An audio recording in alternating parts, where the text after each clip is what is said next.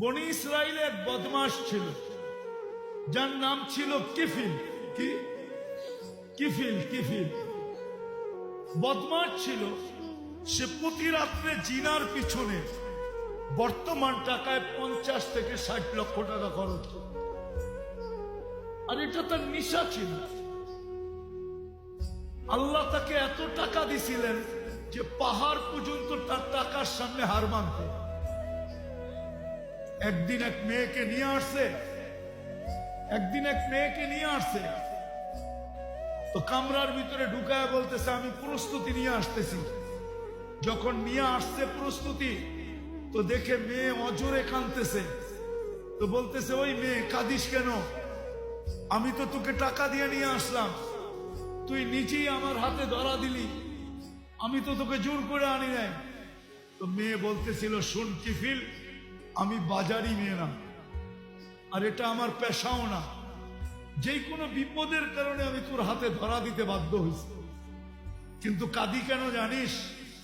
কালকে এই চেহারাটা আল্লাহকে কি করে দেখাবো। এতটুকু কথা তীর মারলে মনে হয় কিফিলের দিলে এত জোরে লাগতো না।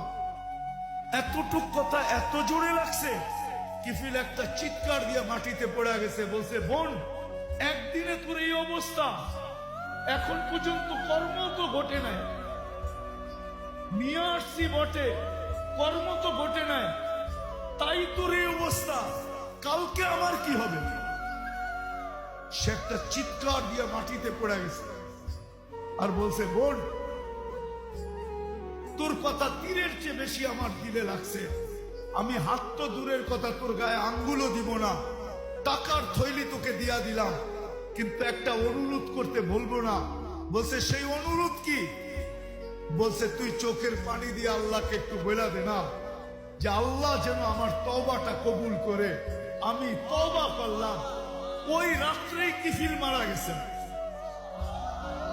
সোনালী অক্ষরে দরজায় লেখা উঠছে, বা ওই জমানার নবীর কাছে পয়গাম আসছে, কদ গফারাল্লাহু লিকিফলিন, আল্লাহ কিফিলকে মাফ করে দিয়েছে।